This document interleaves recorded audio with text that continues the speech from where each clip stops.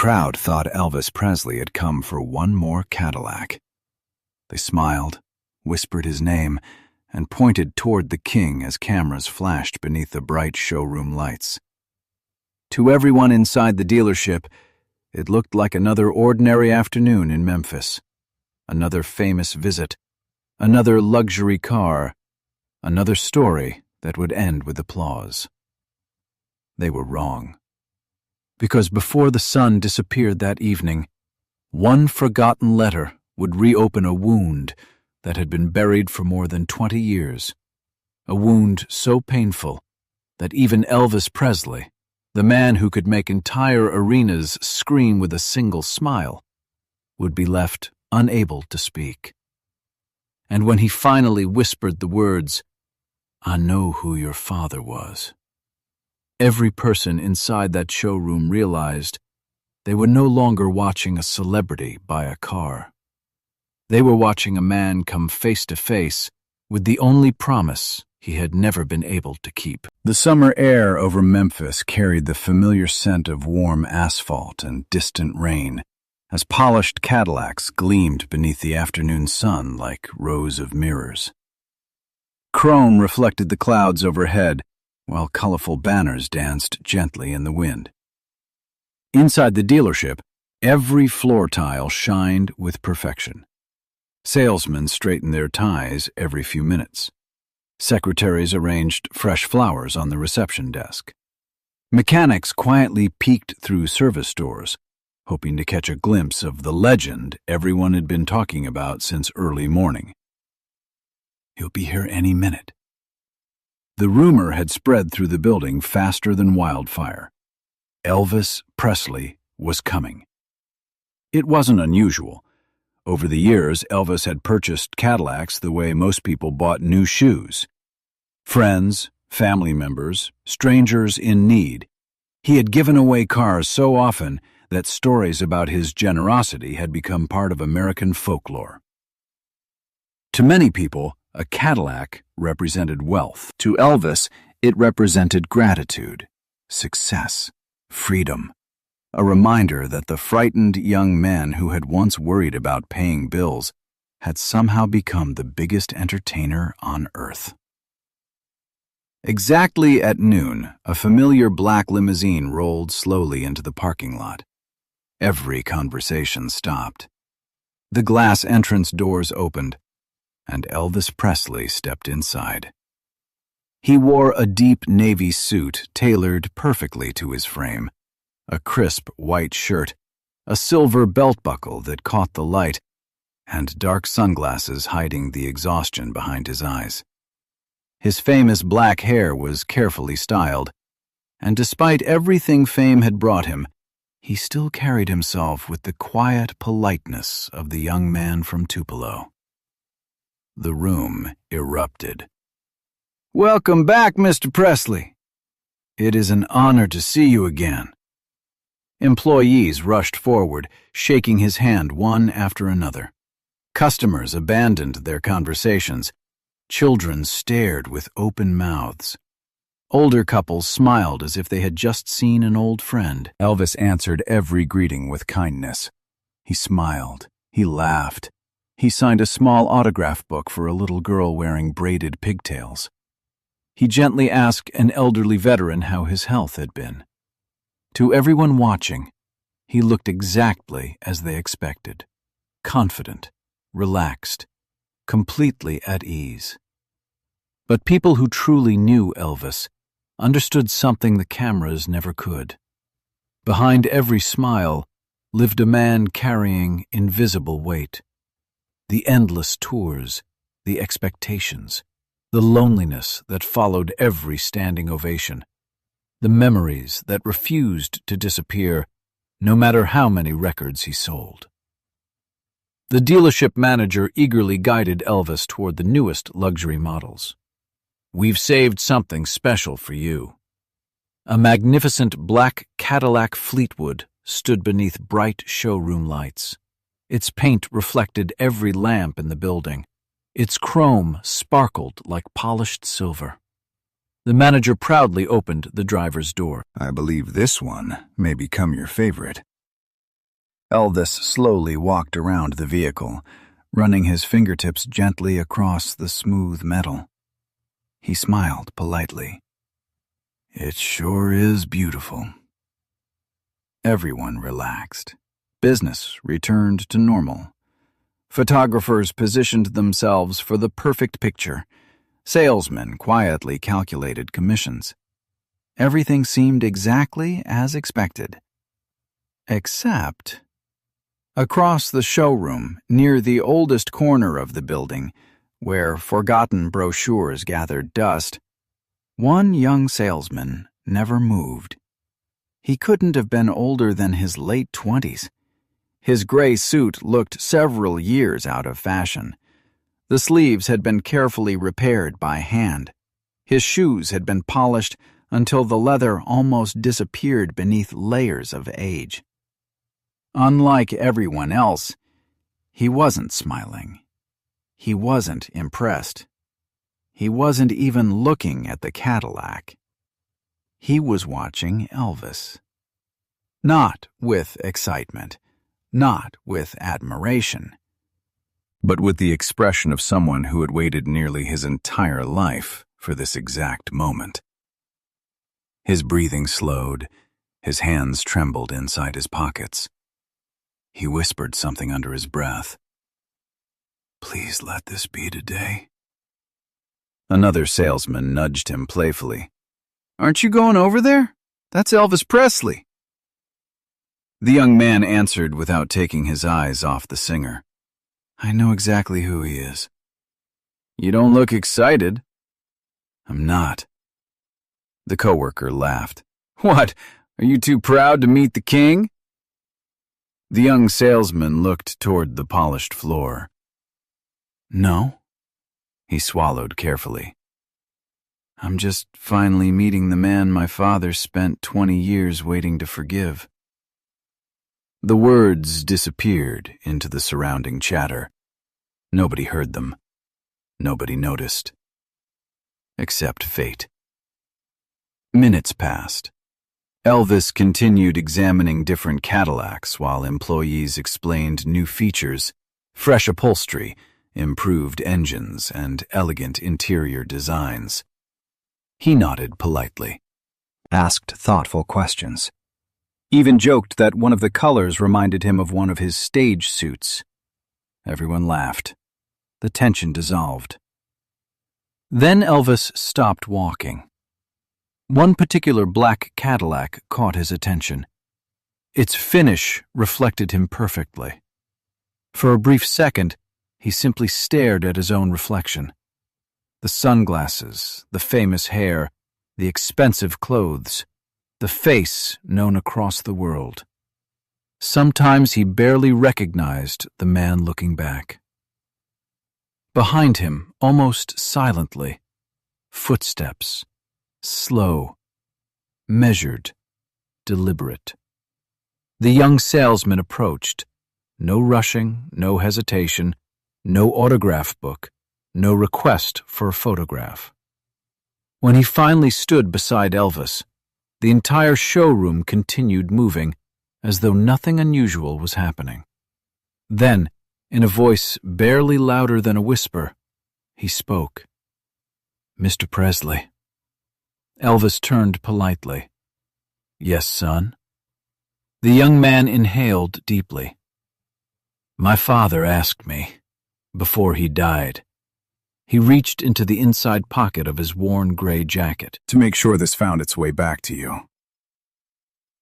Time seemed to stop. He carefully removed an old, yellowed envelope. Its edges were cracked. The paper had darkened with age. But one detail remained unmistakably clear. Written across the front, in faded blue ink, was Elvis Presley's own handwriting. And beneath it, his signature. The color drained from Elvis's face. His smile vanished. His breathing became uneven. His fingers slowly reached toward the envelope, then froze halfway. He knew it. Impossible.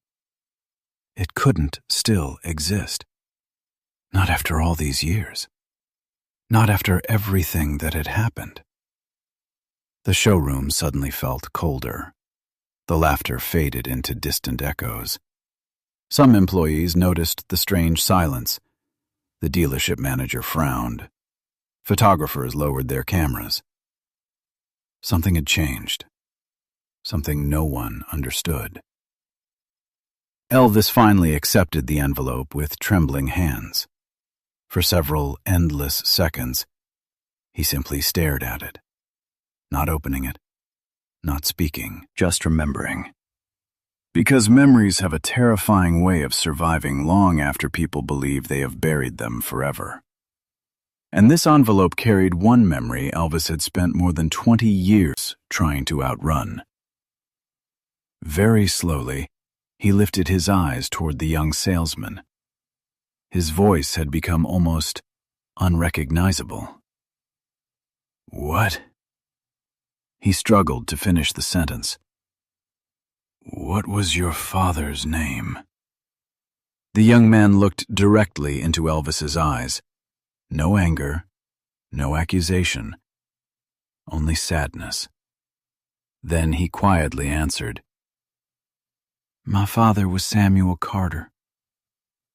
The envelope slipped from Elvis's trembling fingers, and the moment that forgotten name echoed through the Cadillac showroom, the past came rushing back like a storm that had waited 2 decades to break. For several endless seconds, no one inside the Cadillac showroom dared to move.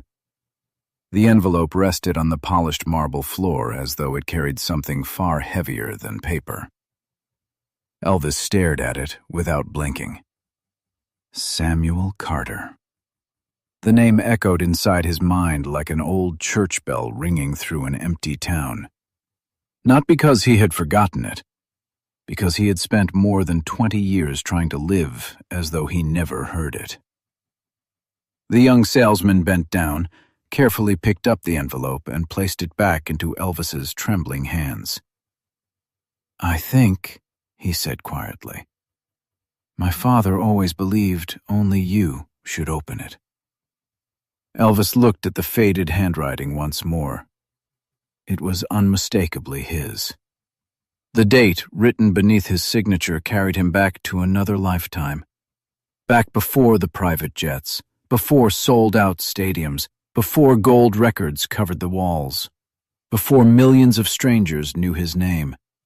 Back when he was simply Elvis. A young man chasing impossible dreams, with nothing but an old guitar and hope. His thumb slowly slid beneath the brittle edge of the envelope. The paper cracked with age.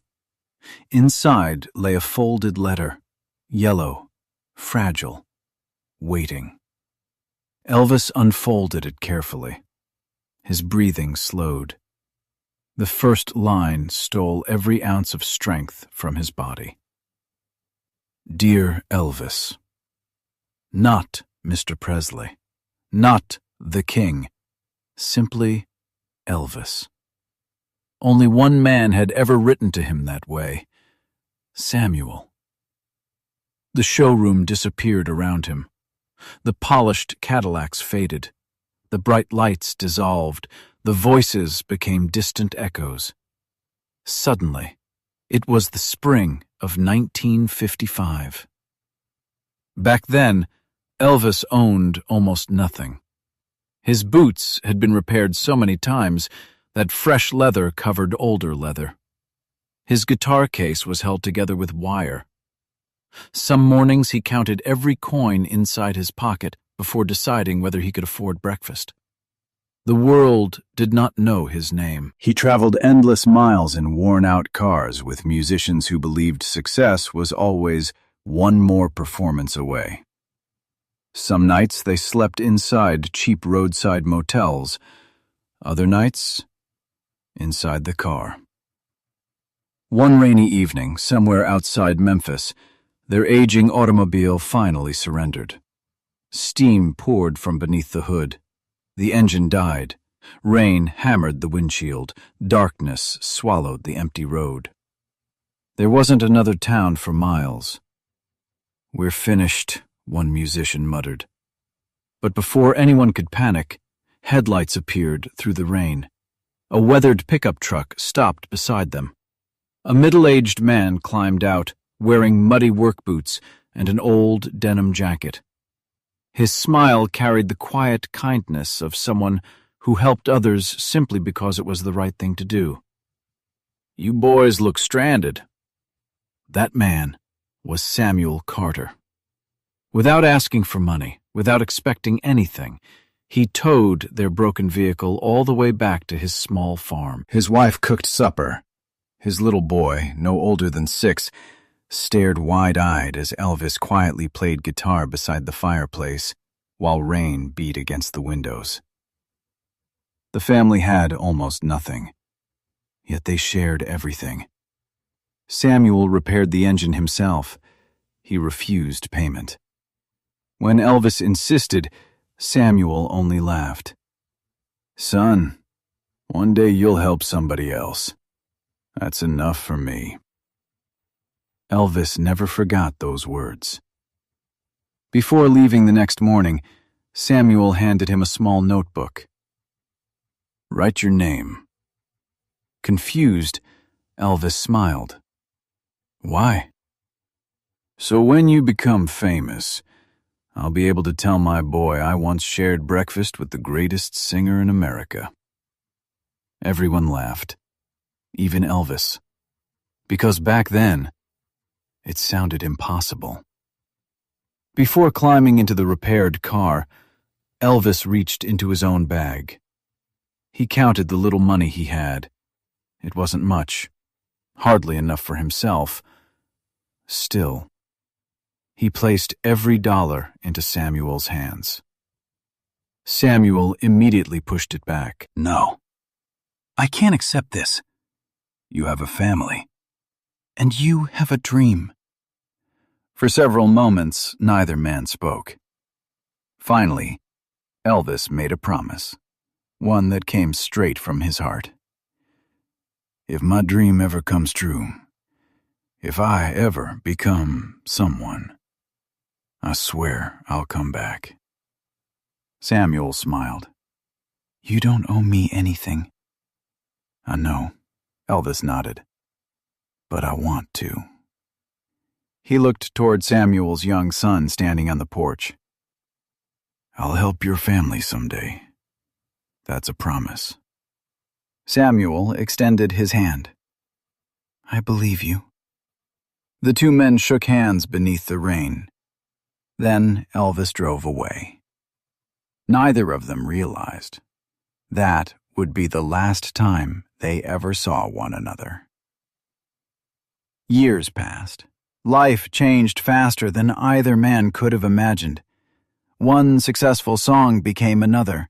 Concerts multiplied. Crowds grew larger. Reporters followed Elvis everywhere. His face appeared in newspapers across the country, then around the world.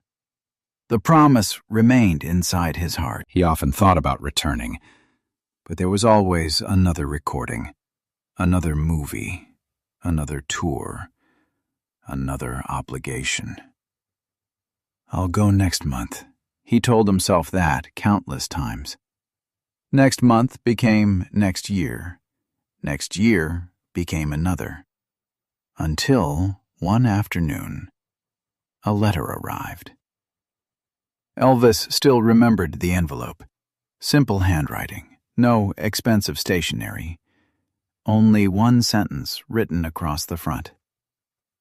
From Samuel Carter. Elvis smiled. He planned to read it after rehearsal. Then his manager entered with urgent business. Television interviews, contracts, schedules, meetings. The unopened letter disappeared beneath stacks of papers. Days later, it was gone. Nobody knew where. A secretary thought someone had accidentally thrown it away. Another believed it had been packed inside old boxes during an office move. Elvis searched for it. For weeks, then months. He never found it. The guilt never left him. He wrote letters to old addresses. No reply. He asked friends to search. Nothing. Life continued. But every now and then, usually late at night, he remembered the farmer who had repaired a broken engine in the rain, and the little boy standing barefoot on that wooden porch. He wondered, had they been all right? Did Samuel think he had been forgotten? Did that little boy grow up believing famous people always broke their promises? The questions slowly became regrets. Regrets became silence. Silence became years. A tear landed on the old letter. Elvis blinked. Only then did he realize he was crying. Inside the dealership, no one spoke. Not a single camera flashed. Even strangers instinctively understood they were witnessing something deeply personal. The young salesman remained respectfully quiet. He knew this moment belonged to Elvis. After several minutes, Elvis continued reading. The letter had been written years earlier. Samuel's handwriting grew weaker toward the end. The ink became lighter, as though every sentence required more strength than the one before it. Elvis, if you're reading this, then my son finally found you. Please don't blame yourself before hearing the whole story. Elvis swallowed hard. His hands trembled even more. You kept your promise longer than you think.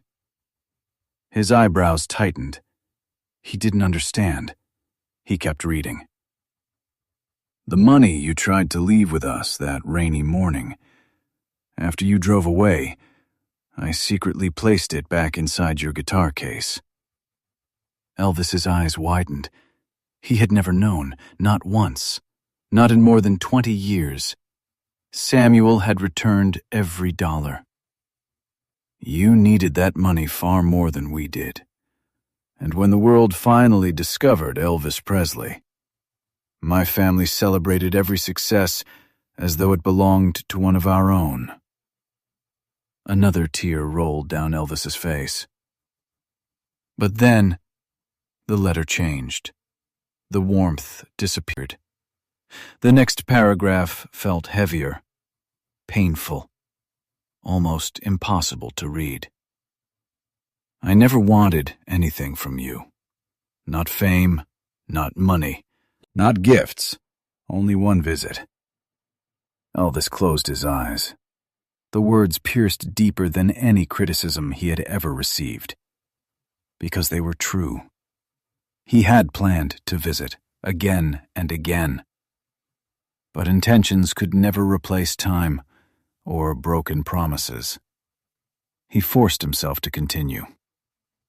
When the doctors told me I didn't have much time left, I told my son not to hate you. I told him life becomes louder than the promises good men make. But I also told him something else. Elvis's heartbeat thundered inside his ears. The final page shook violently between his fingers. The young salesman watched silently. His own eyes had begun to fill with tears. Elvis read the last lines aloud without realizing it. His voice barely escaped his lips. If one day he finally finds you, don't apologize to me. I'm already at peace. Instead, help my son believe that promises still matter. Because he lost more than a father. He lost hope that good people always come back. The letter slipped from Elvis's hands. This time, he didn't even try to catch it. He covered his face. His shoulders shook. For years, millions had watched Elvis Presley sing with unmatched confidence. They had seen him laugh, dance, smile, perform before enormous crowds. But almost no one had ever seen him cry like this. The young salesman quietly broke the silence. My father never hated you. Elvis slowly looked up. He talked about you every birthday. Every word felt like another weight settling onto Elvis's heart. He believed you'd come. A long silence followed. Finally, the young man reached into his jacket once more. There was something else my father wanted you to have. He carefully removed a small object wrapped inside faded cloth. He unfolded it. Inside rested an old guitar pick. Its edges were worn smooth after decades. Elvis froze. He recognized it instantly. He had given it to Samuel's little boy before leaving that rainy morning. The young salesman smiled through tears. I kept it. My whole life, Elvis whispered almost soundlessly. My God. The young salesman nodded. I've been waiting 20 years to return it. And in that breathtaking moment, Elvis realized the letter had not brought him to the dealership by accident. It had brought him there because destiny was giving him one final chance to finish a promise that should have been completed decades earlier. The old guitar pick rested in the young man's trembling palm. For several long moments, Elvis Presley simply stared at it. It wasn't worth money. It wasn't made of gold. Collectors would have walked past it without giving it a second glance. Yet, at that moment, it was the most valuable thing Elvis had held in years. Because it carried something no amount of fame could ever buy back. Time. Memories. A promise. Slowly, Elvis reached forward and took the worn guitar pick between his fingers. The smooth edges had been polished by 2 decades of being carried through life. The young salesman smiled faintly. My father told me never to lose it. He said one day, when I finally met you, I should return it. Elvis's lips trembled. I don't deserve it. The young man gently shook his head. My father knew you'd say that. Silence settled over the showroom once again. No engines started. No salesman spoke.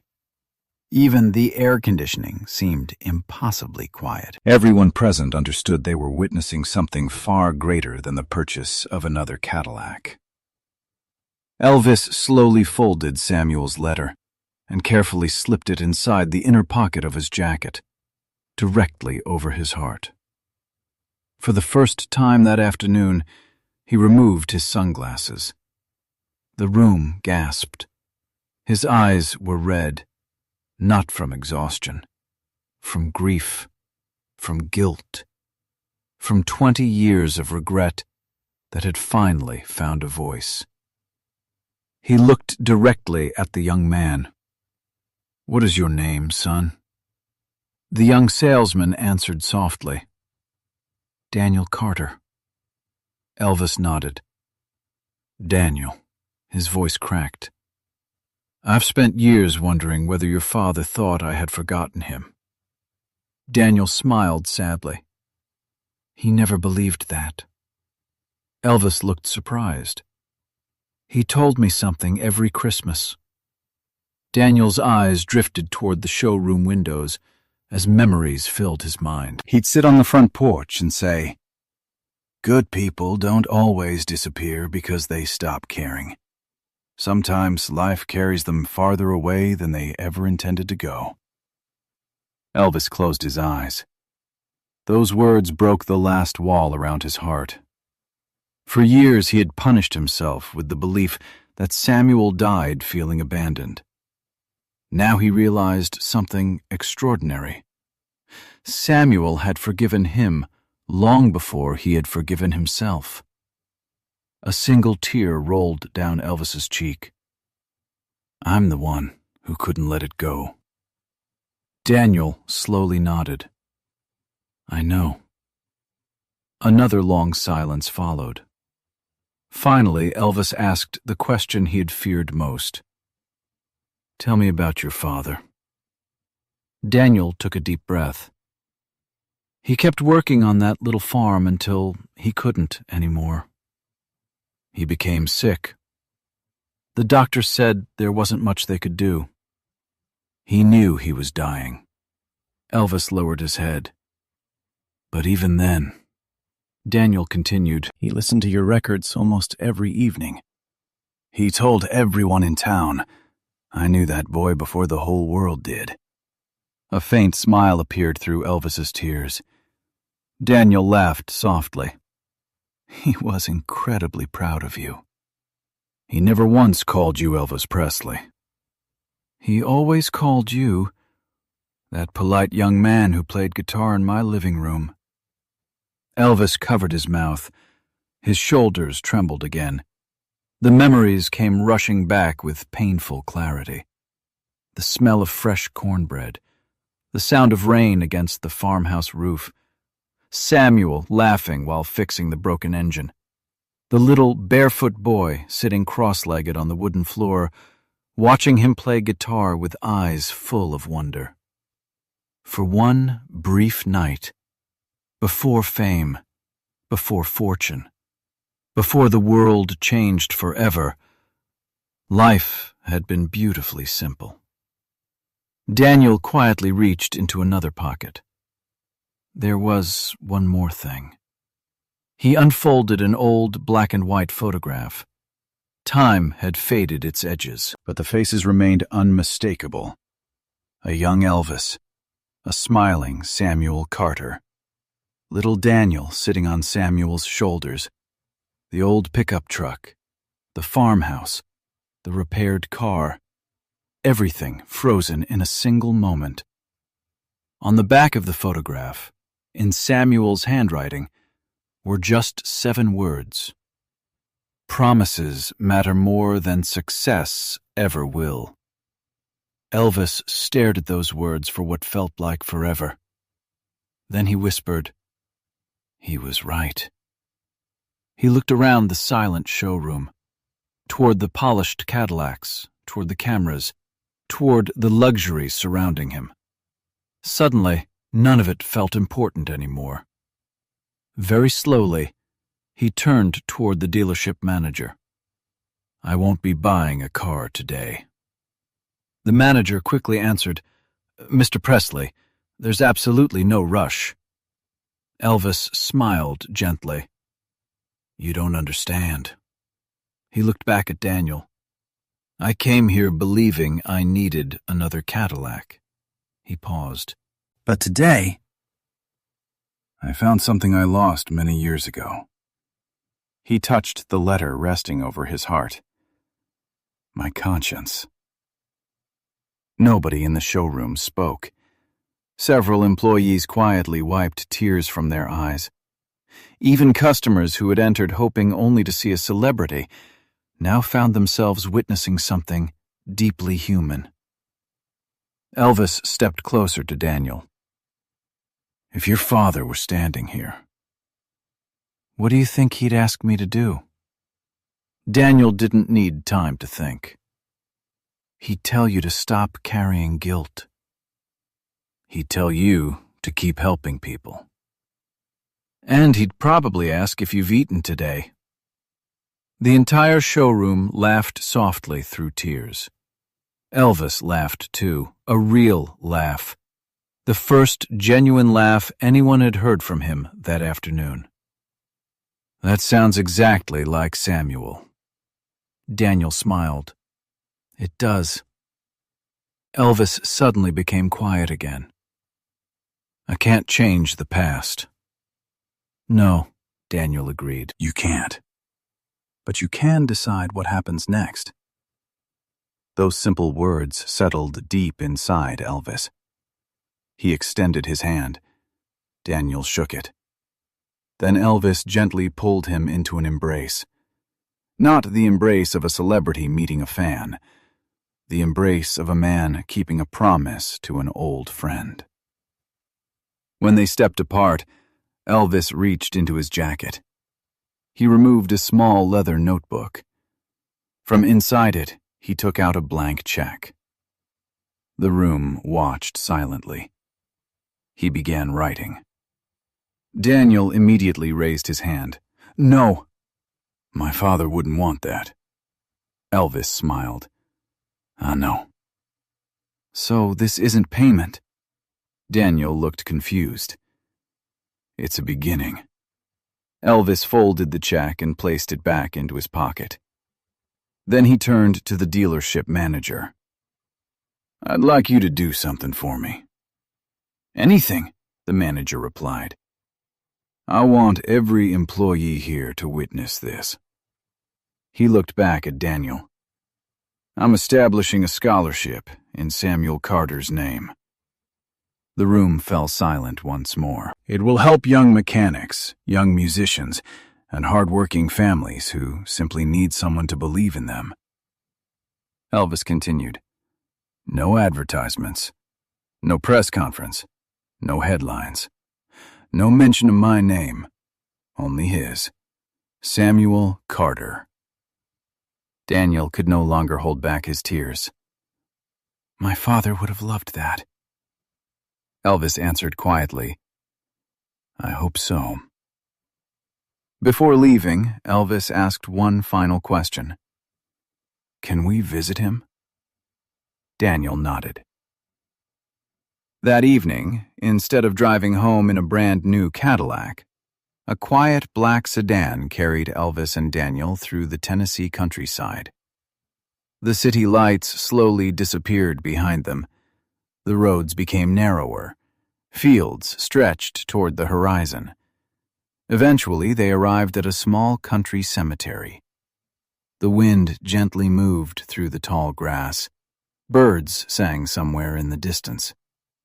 Daniel stopped before a simple gravestone. No grand monument, no expensive marble.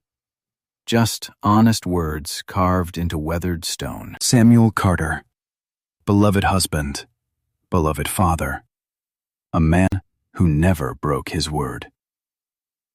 Elvis stood motionless for a long time. He said nothing. Then he knelt. He placed the old guitar pick beside the gravestone, not as something returned, but as something finally brought home. His voice was barely louder than the wind. "Samuel, I'm late. I'm far too late. I'm sorry." He paused. "But thank you for believing in a frightened young singer before anyone else did." Another long silence followed. Then, almost as though speaking to an old friend sitting beside him, Elvis smiled through tears. "I finally came back." The evening breeze rustled through the trees. Somehow, it felt like forgiveness. Daniel stood quietly several steps behind. He never interrupted, because he knew this conversation belonged only to two men, one who had kept his faith, and one who had finally found the courage to return. As the sun disappeared beyond the hills, Elvis rose to his feet. His face was still wet with tears. But the burden he had carried for 20 years no longer rested on his shoulders. For the first time in a very long while, he looked at peace. They walked back toward the car together. No photographers, no applause, no screaming fans. Just two ordinary men leaving an extraordinary moment behind. Years later, people would still tell the story of the day Elvis Presley walked into a Cadillac dealership and left without buying a single car. Most believed he simply changed his mind. Only a handful of people ever learned the truth. He had not gone there to find another automobile. He had gone there to find the part of himself that fame could never replace. And on that quiet afternoon in Memphis, he discovered that success may fill a garage with beautiful cars, but only forgiveness can finally set a heavy heart free.